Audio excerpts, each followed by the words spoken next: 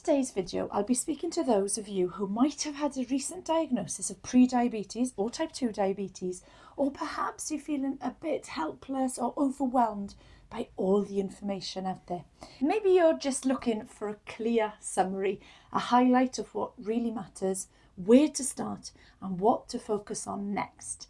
I'm Nerys, I'm a GP in West Wales and I'm the founder of the Lifestyle Clinic.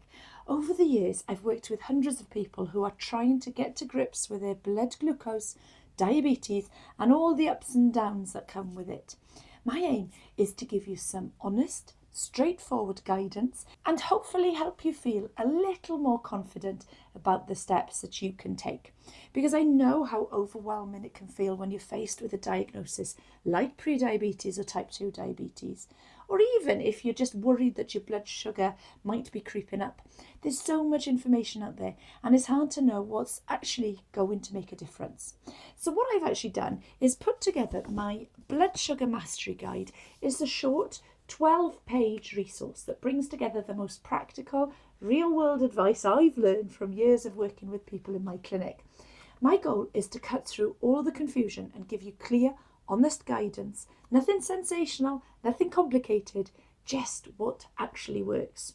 So in this video, I want to walk you through the main ideas in this guide so you can see for yourself how simple and doable this really is.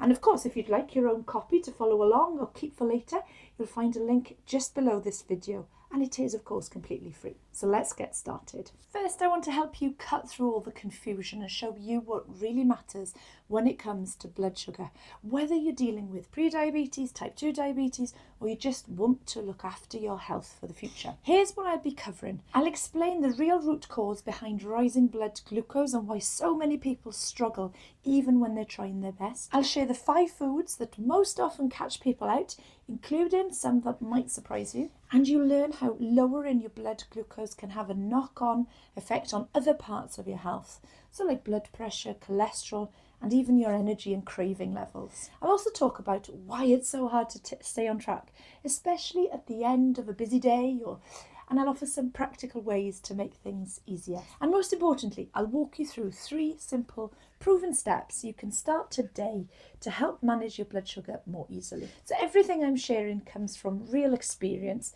years of working with people in the clinic, seeing what actually works in the real world. And I'm going to talk about why blood sugar matters so much, even for those who just want to lose weight and don't have these conditions. And I want to show you why the focus needs to shift from calories or focusing on your weight alone. Because for years, most advice has been around counting calories, eating less, exercising more. But the real story is a bit different. In fact, my approach is very different and I'll explain why. Because at the heart of both prediabetes and type 2 diabetes is a little organ called the pancreas. The pancreas is in charge of keeping your blood sugar in check. So every time you eat, your body turns some of that food into glucose, a type of sugar that gives you energy. The pancreas releases a hormone called insulin to help move that glucose from your blood into your cells where it can be used as fuel. But here's the thing, if your pancreas is constantly having to deal with too much glucose, often because of the types of food we eat, not just the volume, over time it just becomes tired. It can't keep up. That's when the blood sugar starts to climb, sometimes for years before you even notice anything is wrong. And it's not just about diabetes. When your pancreas is under strain, it can lead to all sorts of other problems, like feeling tired all the time, stubborn weight that won't budge, high blood pressure, high cholesterol. So my approach, instead of just focusing on calories when you want to lose weight, what really makes a difference is helping your pancreas do its job more easily in a way that the weight loss will also come. And that's why I talk about blood sugar mastery. If we can take the pressure off the pancreas, we can help the whole body work better. And that's what leads to real lasting change. So think of your pancreas like a colleague at work. If that colleague is already overwhelmed and burning out, the last thing you do is keep piling on more tasks and expect them to perform better. Instead, you'd look for ways to lighten their load, give them a proper break and set them up to succeed.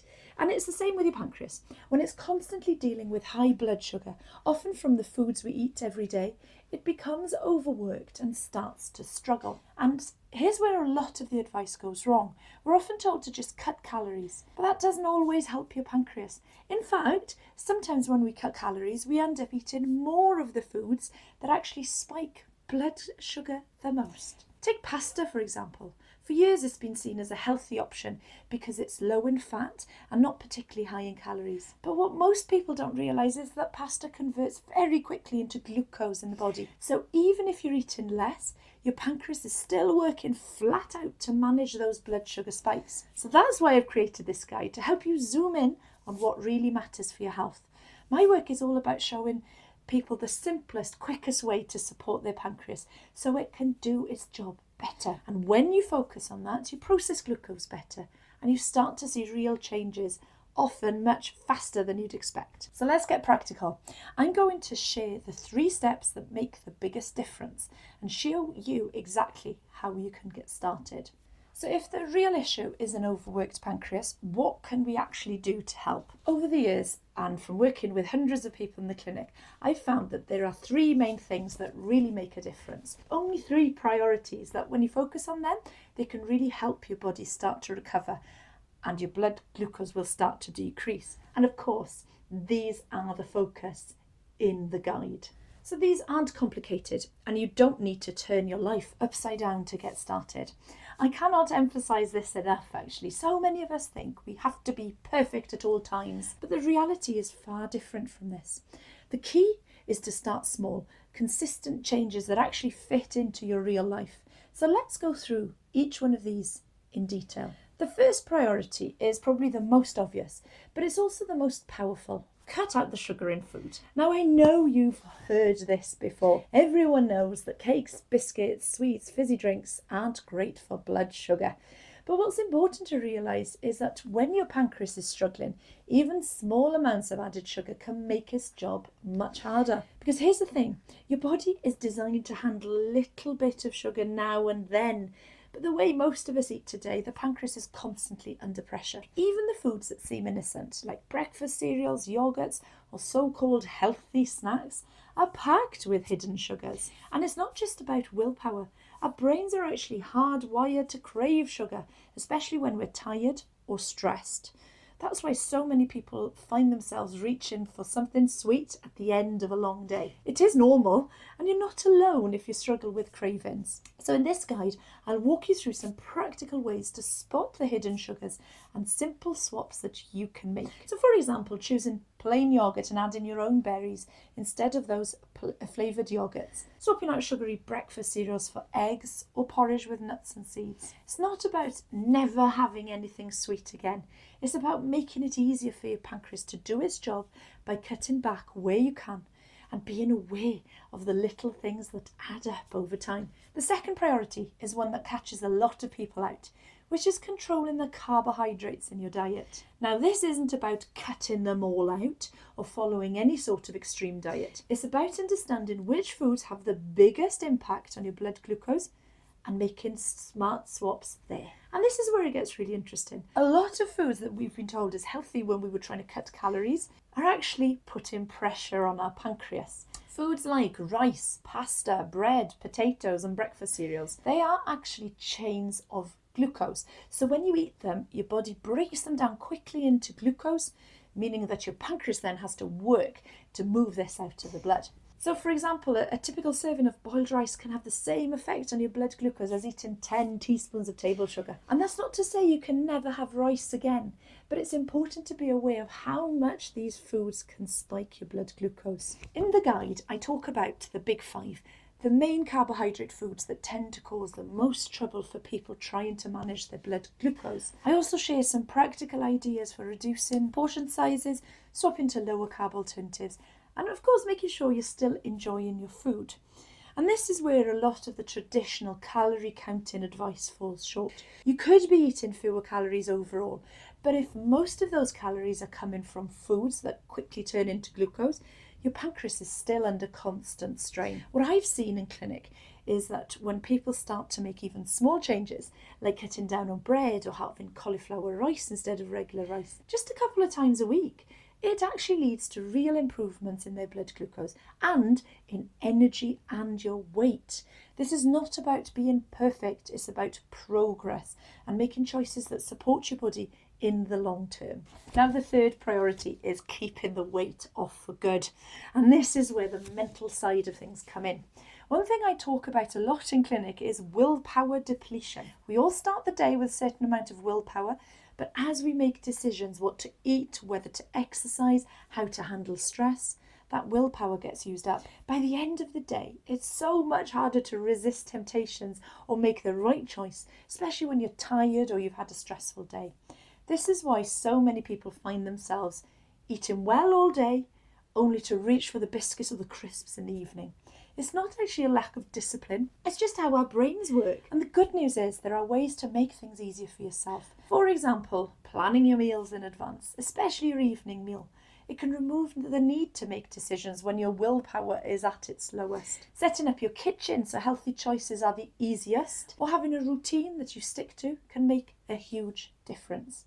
And this is what, again, I will share tips about how to make these healthy habits stick and setting yourself up for long-term success, not just a quick fix. I've seen it time and time again that when people take the pressure off themselves to be perfect and instead focus on small, consistent changes, they're much more likely to see results and to keep those results going for the long haul as well. So those are the three priorities. Cut out the sugar where you can, control the big impact carbs, and set yourself up with habits that make the healthy choices easier, not harder. It's not about being perfect, it's about making things a little bit easier for your body, giving your pancreas a break and building changes that actually last. So I want to finish by saying, if you're feeling overwhelmed or if you've tried to make changes before and found it hard, please know that you're not alone. I've seen so many people in clinic who felt stuck, frustrated, or even a bit helpless at the start. But what I've learned is that even small changes can make a real difference, sometimes within just a few days. When you start to give your pancreas a break, you might notice your blood sugar coming down, your energy improving, or even weight starting to shift. For some people, these changes happen very quickly. For others, it's a slower process, but actually every step counts. So if you're taking medication for diabetes, remember to always make changes with your doctor's support, because sometimes your blood sugar can drop quite quickly and it's important to stay safe. I'm genuinely passionate about helping people take control of their health, and I want you to feel empowered and not overwhelmed. That's why I've created the Blood Sugar Mastery Guide, to give you clear, honest advice that you can trust and practical steps that you can start today. So remember, there's no such thing as a perfect day or a perfect diet. It's about doing what you can, where you are, building from there. And if you'd like your own copy of this guide, just use the link below. It is free and you can come back to it whenever you need that bit of guidance or encouragement. So thank you for spending this time with me. If you have questions or want to share your own experiences, please do leave a comment. I do love hearing from people. And of course, if you found this video helpful, feel free to share it with somebody who might need a bit of support too. So take care, and remember, you really can make a difference to your health. It just takes one small step at a time. Thank you.